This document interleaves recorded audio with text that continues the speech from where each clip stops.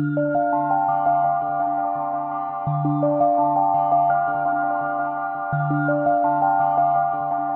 morning, good afternoon, and good evening, and welcome to the Therapy Matters podcast, your one-stop resource for expert insights and advice on everything therapy and rehab. I'm your host, Allison Jones, and today I'm joined by Eric Herman, co-owner of Buffalo Rehab Group. Eric, thank you for joining me today. Thanks for having me. It's great to have you on the show. So before we dive into today's topic, I want to give our audience a little bit of background on who you are. So just take a minute to introduce yourself and tell us a little bit about your experience, a little bit about your clinic. Yeah, sounds good.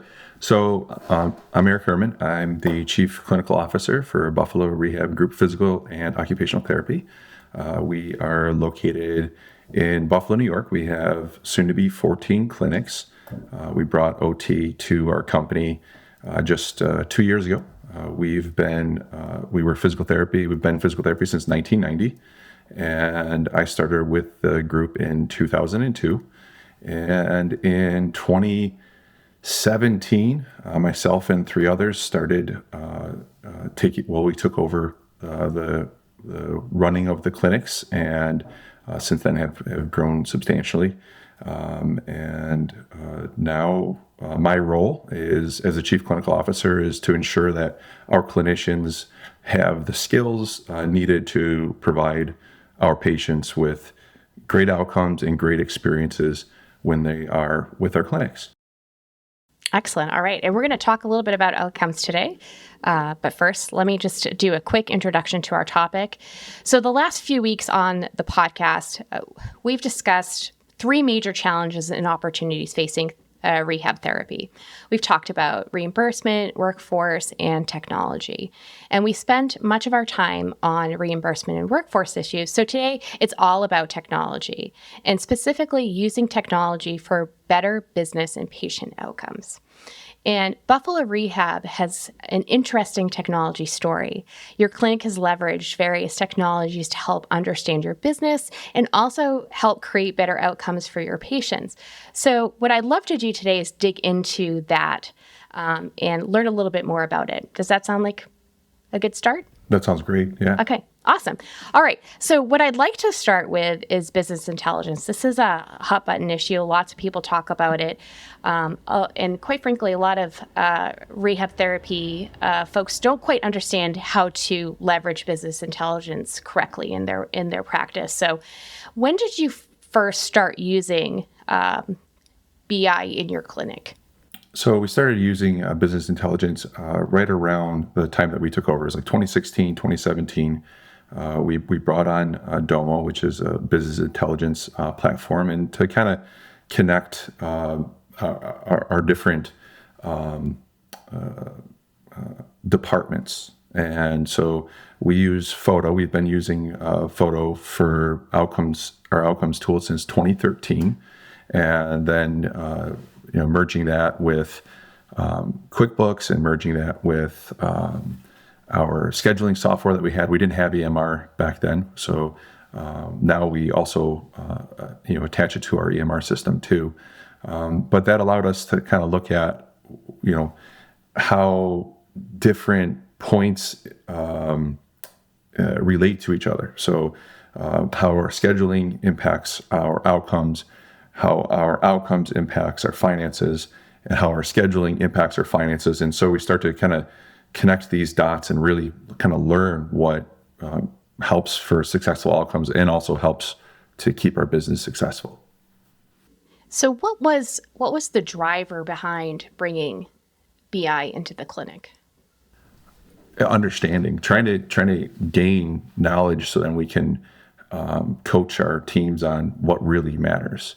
So, the idea that having the knowledge is one thing, but then how do we apply the knowledge that we're gaining? So are we noticing similarities between what relates to a successful outcome with Photo and also what relates to a successful outcome that's going to keep our business moving in the right direction, so financially? And so as we start to learn what works for our more successful clinicians, are those successful clinicians based on their outcome scores also successful clinicians based on revenue gain from those clinicians too.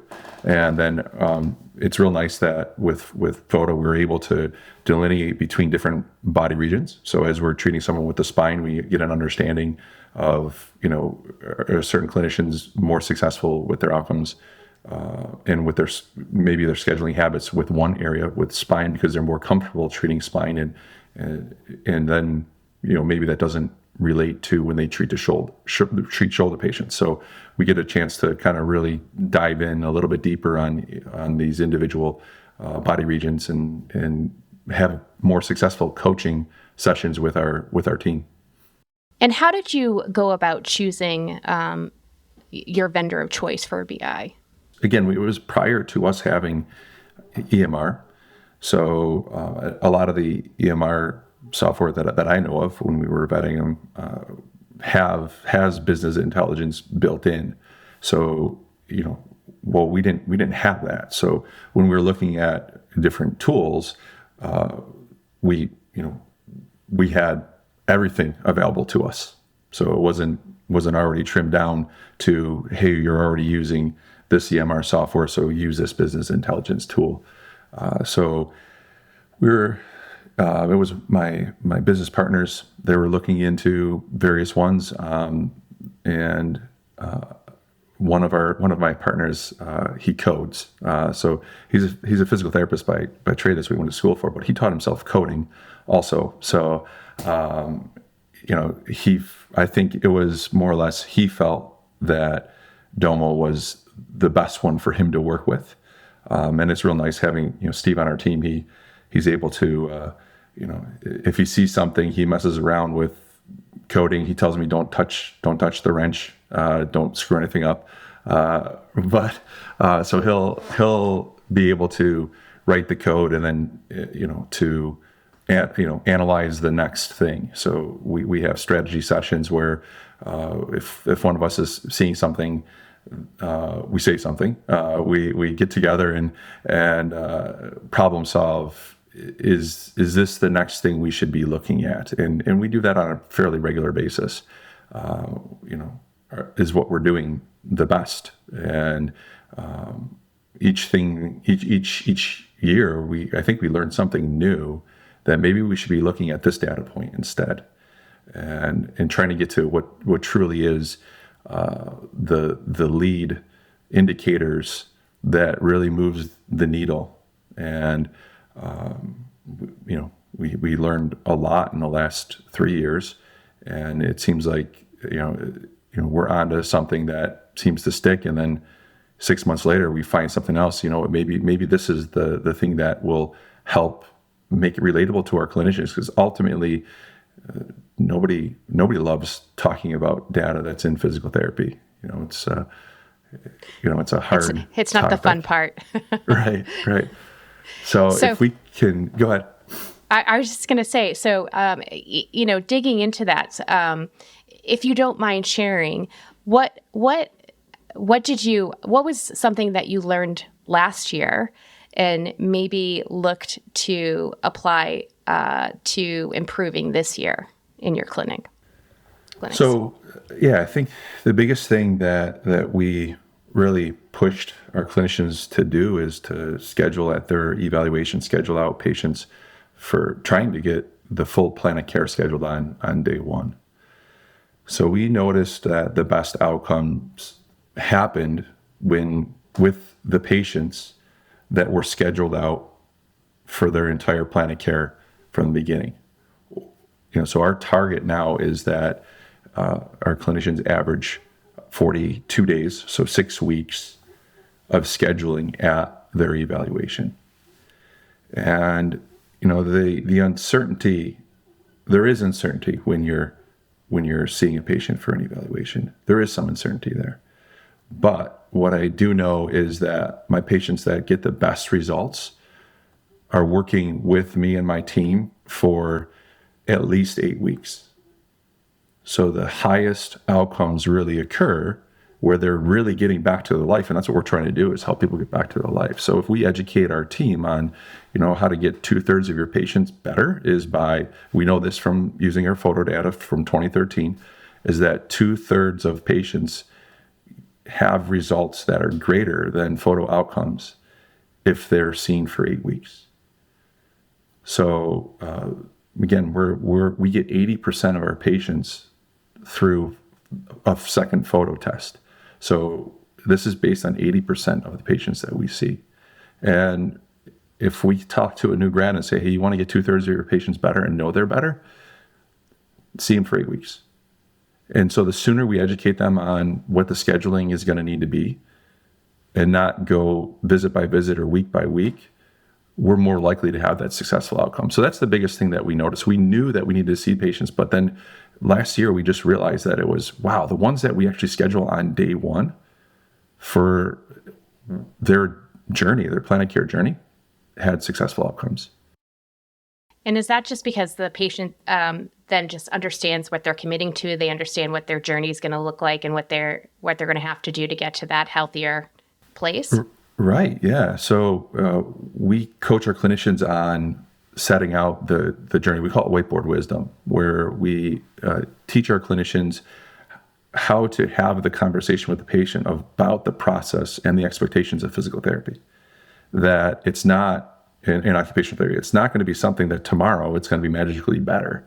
This is something that we need to make changes and our body adapts and changes, and then we need to adjust the programming based on how the body adapts and changes, right? That's what we learn in school. And I think sometimes almost forget that it's not like there isn't anything magic about this. It's, creating change over time. And that's how our body will be able to be strong enough to do the things that we want to be doing. And so we coach this to the patient day one, but then, all right, I'll see you Thursday, and you only schedule one visit. Well, you didn't set that patient up for success if you only schedule that one visit, because here you talk to them how it's going to be a 12-week process for us to get you better. And then you didn't commit to that 12-week process. You didn't have that patient commit to the 12-week process because you just scheduled them 2 days later, and that's it. And so we found the clinicians that didn't just coach the process, but then also went ahead and did something active towards that process, scheduled that patient out, had the best outcomes. And this is the cool part, is that using our business intelligence, we're able to see this. Our office leaders, our regional coordinators, and myself get this data on a daily basis. It's automatic. And so there's no guessing. Our coach ups then are going to be, what are your barriers to helping this patient get to their outcomes, to get to their plan of care journey, finish their plan of care journey? And we could say, oh, geez, one of them is you're not scheduling them out for their plan of care on day one. And we know this as a great lead indicator to having a successful outcome with the patient. Now, does that also, I know, patient outcome is the number one priority, but second to that is revenue, right? And making sure that you're getting the visits. I would imagine that also establishing this and using this approach also helps you maintain a very steady revenue stream. Right, because you know what's coming then too, right? And so it helps all aspects of it. It helps our patient service team to know what someone's schedule looks like 2 weeks in advance even too. So we can then plan for new patients that come into the system. So if we're taking care of our set schedule as our clinicians, as new patients call, we're going to know where that availability is, and I'm never double booking myself then. If I don't have patients scheduled out, it's my fault that an evaluation gets populated on my schedule where I know I would have this person that I've been seeing for the last 3 weeks. I know this is my 5 o'clock on Monday. If I don't have that scheduled out, I might have an evaluation 2 weeks from now at 5 o'clock on Monday because I have not continued to schedule that. So, not just future revenue because the visit is on the schedule, but also it makes for my schedule to be easier long term. It makes for the other departments within our team, or other teams within our company, to be able to do their job more effectively. And it's our easiest form of communication between departments is have a clean schedule. I'm curious, does this also tie in with patient satisfaction? and levels of patient satisfaction with just understanding. Yes, yeah, it's understanding. That was the word I was going to choose. They understand what to expect. So patients, when they get done with us at the first day, they're going to double check everything you said. So they're going to go to Dr. Google, and they're going to, does everything this person told me make sense? And if we haven't given them their expectations, if we haven't set up their expectations properly, they're going to formulate their own expectations. And if we're not meeting the expectations that they have in their head that they've come up with on their own, that's when dissatisfaction happens. So in order to, our role, I've said this for years as I'm coaching clinicians, our role the first day is to give a patient hope. And how to build that hope is to really have a great plan. And so if you formulate this great plan, you've given them hope. And now when they go to double check, they're going to find something that matches, normal healing time of the body is 8 weeks. Or hey, it takes, when I tell somebody, it takes 3 weeks in order to gain mobility and flexibility, consistent stretching. They can find that online, and they'll find that online. So I don't mind them looking up. But it all started because I gave them the expectations of, and again, the really cool part is that the follow through is scheduling, from the very, very beginning. Mm-hmm. Yeah. And we've getting learned that commitment. Yeah, getting that commitment. Yeah. We've learned that, me as a clinician committing to these times, and then the patient committing to those times, as long as we're going through this process and following up, that's when satisfaction is high and stays high. Right. So there's no frustration on the patient side trying to call and get an appointment and not having something available, and then, trying to manage schedules and all that frustration. Being a patient and having done PT, that could derail pretty quickly. Right. Me coming in and getting the care that I need. And then this just popped into my head as you were talking. Somebody once told me that PT hurts. Therapy hurts. So you have to work really hard to convince your patients to keep coming back. So therapy hurts. That's an interesting one. As part of the healing process, it hurts. It hurts a little. But if there's a good understanding of what we're doing and why we're doing it, then maybe sometimes that hurt has value. Therapy is challenging, right? Because we're trying to create change. It is challenging. And I usually say it, instead of therapy hurts, is nobody really wants to be in therapy, right? So they're making a choice to be there. We should feel privileged because a patient is choosing to be with us instead of all the other cool things they could be doing with their time. They're choosing to be with us. So we better provide that value each time they come in. And so the successful encounters are, each moment we have, or each encounter we have with the patient is our opportunity to provide value beyond someone's expectations. And so we use NPS, the Net Promoter Score, for our patient experience and satisfaction. And we capture that at 6 days after the evaluation, and then at 30 days after our evaluation. And then also we allow our clinicians to send an NPS questionnaire throughout the process. So as they're hearing from their patient that they're valuing the journey, they're able to, as a clinician, send an NPS questionnaire so that they're able to capture those positive success stories. And I think giving our clinicians the power to send it was important, and that's something else we just recently have done. So that's something else we added. We really value the information, so that we can continue to learn from that. And the truth is that there is a correlation between, successful patient experiences and scheduling. So it is pretty cool to see how it touches all of the different points or all the different departments in our on our team. You mentioned, data isn't the well, a lot of people don't get excited about data. So you kind of have to make it exciting for your clinicians to, engage with it and understand it and really leverage it. So how do you make it exciting for them? It starts with understanding why. So I can talk of my own experience when we first were looking at bringing photo to Buffalo Rehab Group, and I have to say I was a little reluctant, even though in my role at the time I was one of our clinical quality specialists. Not in the current role I have, but definitely I was in a coaching role.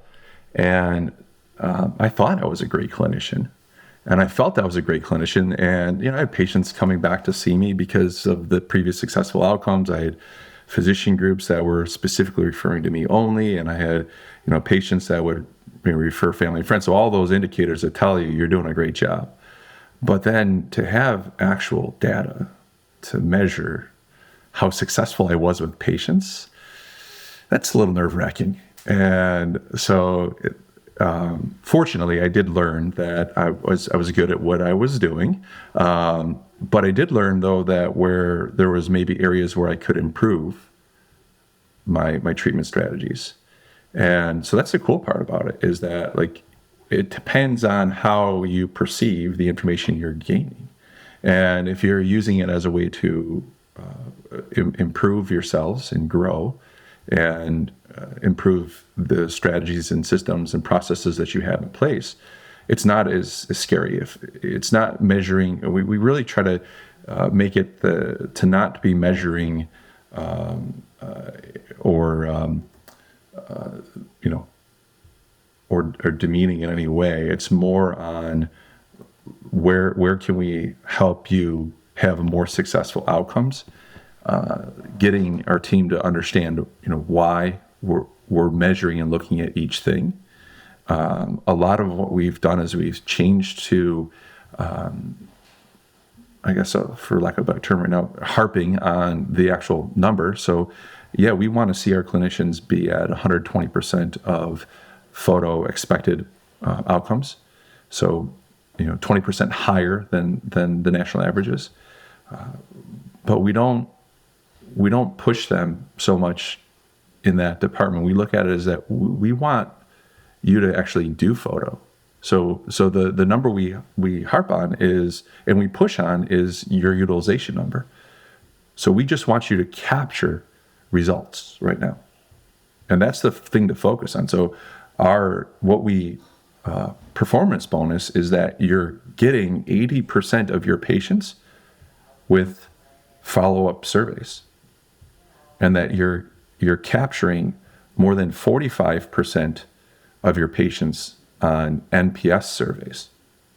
So that you're going in our NPS number, it's super awesome. We're like 65% of our patients give us an NPS, and we're at 80% of our patients. Yeah, we get photo outcomes at 80% of our patients. So we performance bonus not on how successful your outcomes were. We performance bonus on that you're getting outcomes. And we find then we get more truthful feedback from patients that way. And our clinicians aren't so worried about the results, which then allows us, after we get enough data. So after we get enough data, we can give them some feedback that's truthful instead of having cherry-picked data, so to speak. And, it's not like we just want to help people be better. That goes, with our patients and also our team. We want to see our team be successful and continue to grow in the way that they want to grow, and treating the patients they want to treat, and that they come to work and they're passionate about what they do. So if we can create processes that allow us to improve upon that, we're always looking. How has all of this technology helped you run your business and better provide treatment and outcomes for your patients? Let's sum it up. So we're continuing to learn, and we're not afraid to have been wrong.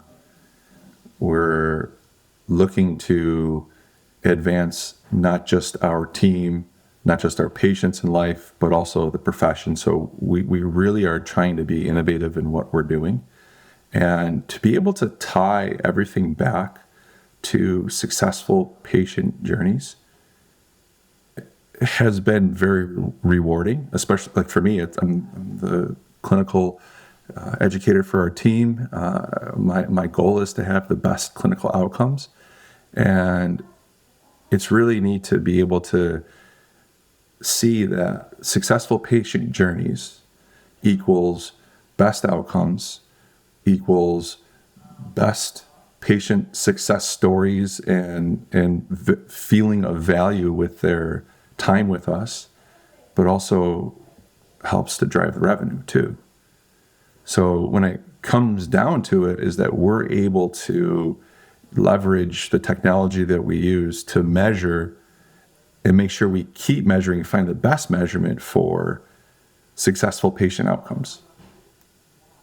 Because that's what's going to continuously drive our business moving in the right direction. Our clinicians will feel more successful as they continue to grow with us, because they're seeing more positive outcomes with their patients and completing plan of cares. We've been able to continuously modify what we're coaching our team and what we're measuring by being open to learning. Excellent. So any advice for practices out there that are looking to dip their toe into technology to help them improve outcomes, improve processes, workflows?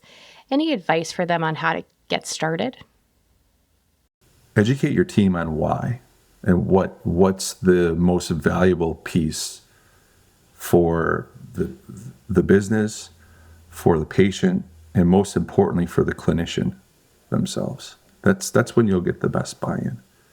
So how does it affect, how does using the data positively impact the individual clinician?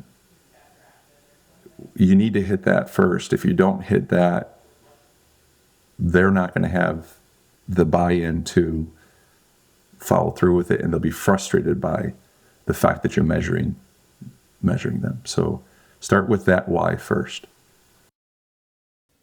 Excellent. Well, this has been a wonderful conversation. I think we could probably go on for quite a while, but we are out of time. I really appreciate you joining me today. Thank you so much for being on the show, and thank you to the audience for tuning into the Therapy Matters podcast, your one-stop resource for expert insights and advice on everything therapy and rehab. We look forward to seeing you on the next episode. Thank you so much.